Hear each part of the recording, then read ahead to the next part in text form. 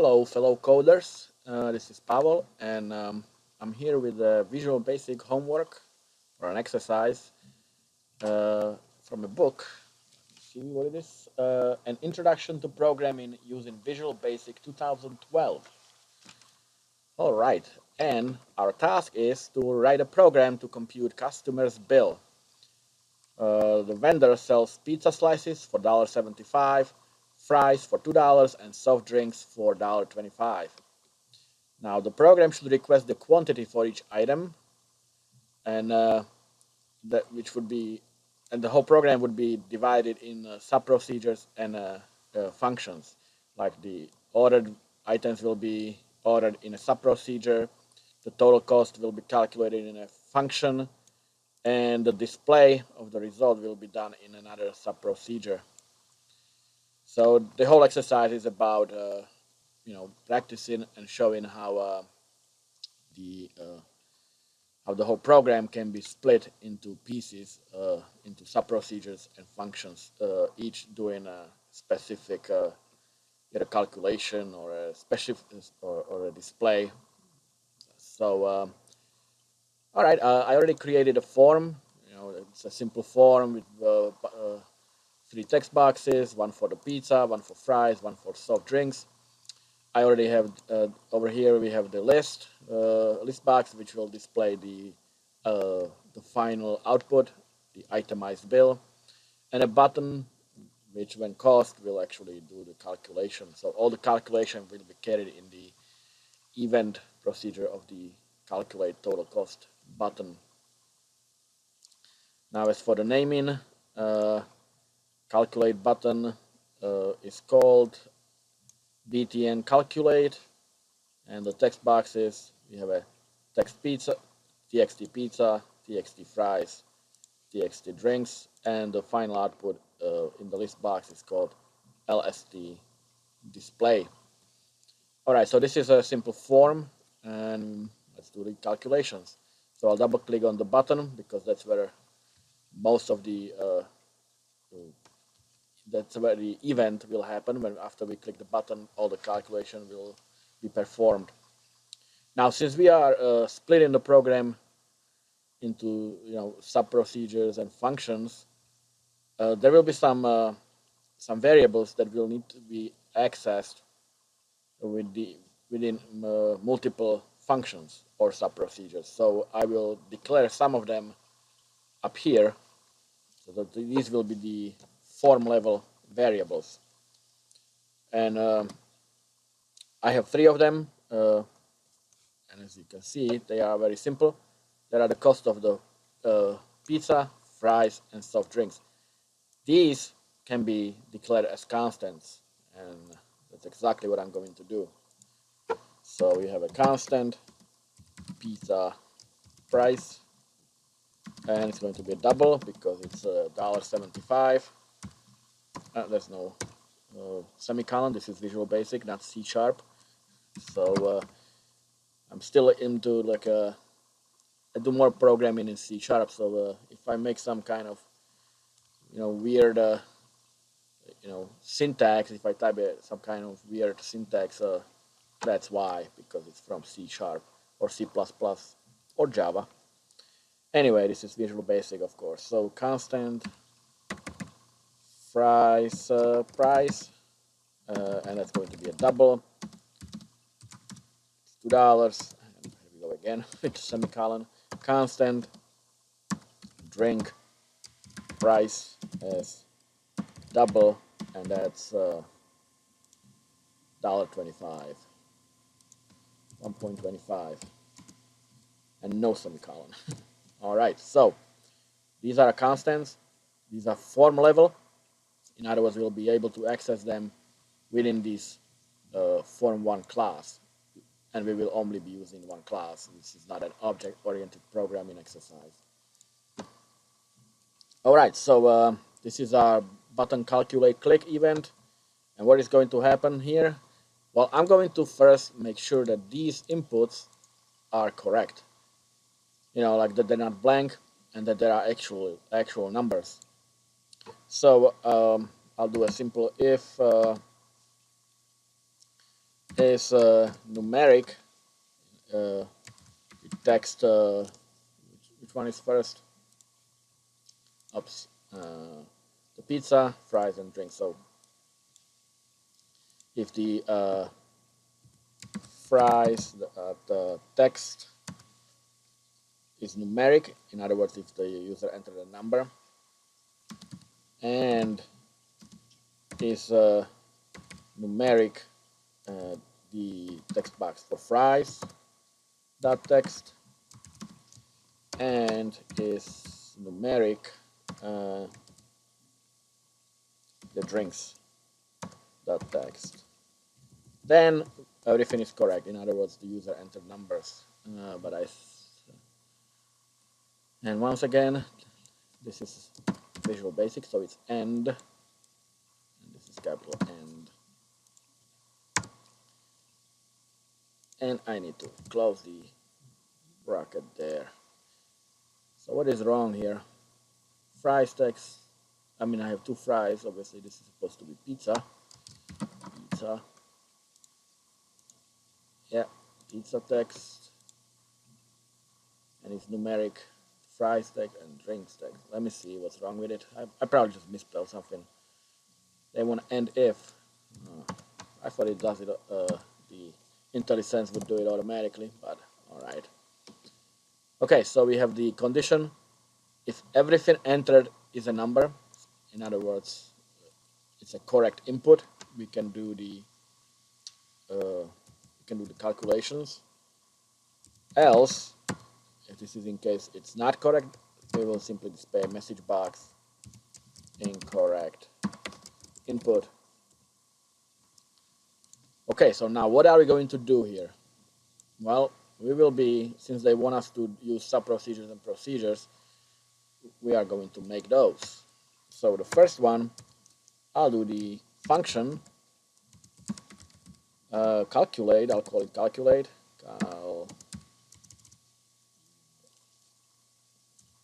It's going to be, I'll make it public. It could be private because it's all within one form. Public function calculate. And I'm pretty sure I will need to pass some arguments into this function. Since I'm going to calculate these constants, I don't have to pass. They are automatically available into this for this function. But I need to pass the number, like the number of pizza slices, number of fries ordered, and number of soft drinks ordered, because they are not, well, not really. I can just, never mind. I can simply grab them from the text boxes. I don't need to really pass them. So how am I going to calculate it? I'm going to declare a variable called total, and it's going to be a double. And our total, well, whatever is in a, I will declare another variables, pizza quantity, which will be the text pizza dot text, and will be fries quantity, which will yeah. See, I'm still in C# mode as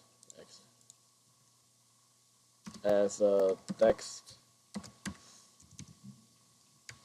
and it should be fries. Except I forgot what I renamed it. What did I name it? It is fries. Oh, never mind. Jeez, I'm really messing up now. So dim quantity as is going to be an integer because you order 1, 2, or 3. You don't 2 slices of pizza. You don't order 2.5 pizza. So this is as integer as well, and that will equal the text fries dot text and dim, and the last one is the drinks. So I will do drinks quantity as integer, and that will equal the text strings.text. Now these over here in this button calculate event, we are checking that those numbers are correct. So this function has to be accessed after this was already checked. Otherwise, we could introduce invalid input. So over here, I will simply call our total function. I mean, a calculate function. Calculate. And since it's a function, it will return something, and it will return the total sale order. So it's going to be a double,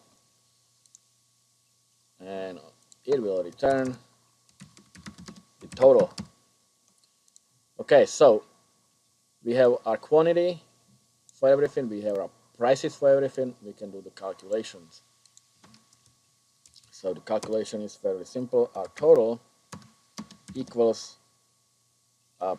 pizza price times the pizza quantity and our fries price. But you know what? Since these are constant, I apologize again. These should be, by convention, capitalized. Pizza price. I'll do it that way. It doesn't have to be. It wouldn't make any difference in the calculations, but it's a convention to have constants wrote down in all capital letters. String price.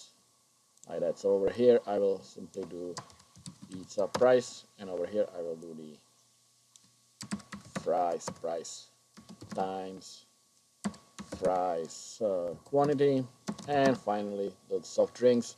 So it's a drink price times drink quantity,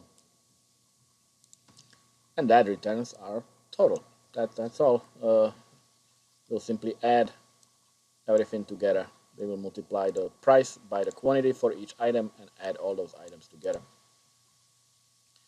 We could use brackets just to probably read it for readability only. It wouldn't make any difference in the actual calculations because the order of operations would take precedence. But it's easier to easier to read it this way. Okay, so we have our total, and we return our total from the function. Now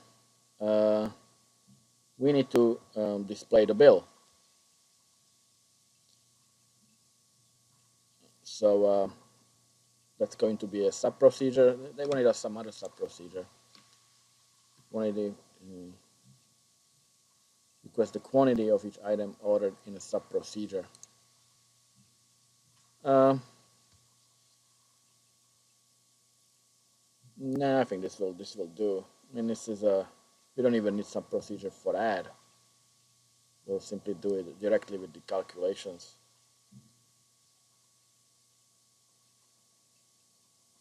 Well, all right. So that's our function. Let's do our sub, which would be public sub, and we'll call it I don't know, display bill. How about that? And over here, this is going to be called. Well, we could call it from here because we will. All right, we can store the result of the calculation instead of just calling it. I mean, we need to store the results somewhere. So we'll store it in a variable called total. Now as double. Now this total is not the same as this total. This total over here is available only to this function. And this total is only available to this subprocedure. They are, even though they are called, have the same name, they do not interfere with each other.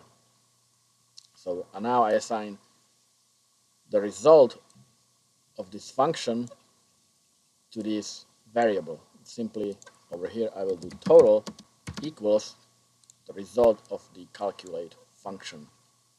So now we have the total and we can pass it to our display bill to display the total. So we will simply, since this is a sub procedure, it doesn't return any value, so we will simply do display bill and we will pass the total to it. So over here we will get the argument, which is going to be a double. It's going to be, again, I'll call it total as double. So again, we calculate the total over here and pass the result of the calculations into this total variable. After that, we call our sub procedure called display bill, and we will pass this total to it over here. So this way, display bill can now has an access to this variable value, the value in this variable. Okay, so I don't know how really we could format it. All right, let's do. Let me see.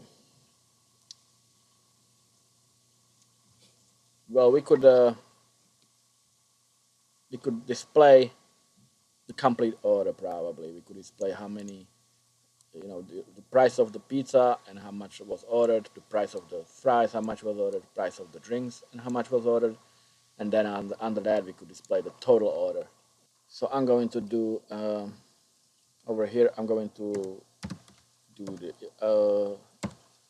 display the list display items dot add, and this will be like the header for the output. So I will do item and then a few spaces, 1 2 3 4 5 6 7 for example, then quantity, some spaces, and then price. All right, so if I display now, let me just see what's going to display there. Now if I try to click calculate, I should get an error message because nothing is going to be entered, and I did incorrect input. So if I enter 10 10 and over here I'll enter A, so it's not a number, I still should get an error message, and I do. So over here I'll enter 10 as well, and this is what we get: the item, quantity, and price. That's the header, and over here will be the items, the quantity, and price. Now my list box is a read only. I mean, we won't be editing the anything within it at all, so that's why I made it only read only. But it doesn't matter if you just leave it as is. Okay, so here's our list, and let's do the final display. So list display dot items dot add, and over here we will add the items ordered. So the first one would be pizza. The quantity ordered is the pizza quantity text box. Now we don't have access to these. We could pass them, to these sub procedure, or but it's really not necessary because the number is being stored in the text box anyway. So this is our pizza plus text pizza text. That's the quantity of how many slices were ordered, plus some spaces, and plus, this is a little strange formatting, I admit, but yeah, it's just a list box, so we will add everything line by line. So the quantity, the total, I mean the price, I'm sorry, this is the price, not the total yet. So the price is our pizza price. So I'm going to format this to a currency. I mean, just because it's a currency, format currency, and we'll format the pizza price with two decimal, which already is. And oh, this is my closing bracket for the whole statement. Okay, so let's see if that displays correctly. And if it does, then we can just let's send 10, 10, and 10. Obviously, I need to move things around, so more spaces over there. Okay, so over here uh, and over here as well. This is just a formatting thing, nothing to do with the actual calculation. All right, the quantity would be fine, maybe one or two spaces, 1, 2, and this one will be one more, why not? So 10, 10, 10. Okay, so this is nice. This is in the column, and price, maybe two more spaces. Okay, so we have that. Now I'll just copy the whole line. Do the same thing for the fries and for the drinks. So this will be fries, drinks, and of course this will be text fries.text and text drinks.text. And over here it won't be pizza price, but it will be fries price. And over here this is going to be drink price. All right, let's see. 10, 10, and 10. And yeah, that's good enough, I guess. All right, here I'll do one more space. Just because. Okay, that's good enough. So now under that we will do maybe an empty line. Display that items.add an empty line, and after that we will display the total. LST display that items.add total sales, and the total sales I'll format it again to currency. So format currency, and that's going to be the total over here that we passed into this sub procedure. So it's going to be a total, and again 2 decimal points. So let's do one each, just so we can see. All right, so we got one pizza, one price, one fries. Let's do the calculation quickly. 1.75 plus 2 plus 1.25, and that's 5. So we got total sales of $5. That is correct. All right, so what if I do 10, 10, and 10? Oh, see, I'll put it in the same list box. We should probably clear the list box before we do, or with every click of the button. The first thing that should happen is to clear the list box. All right, so since it's read-only, I cannot even scroll down. So over here, after we click the button, we will clear items clear. So let's try again. One more time, 10, 10, and 10. And here you go. So it's $50 total sales. So that seems to be working correctly. Now if I enter the wrong input, like I said, we tried it before, that didn't work, that it was caught. I say A and 10. It says incorrect input. If I fix this one, but let's say I'll make 1A, so it starts with a digit, but it's actually an A. It's not a digit. I get the incorrect input. So that is working, and the calculation seems to be working as well. All right, so fairly simple, and I hope it helped you. I'll see you next time. Take care.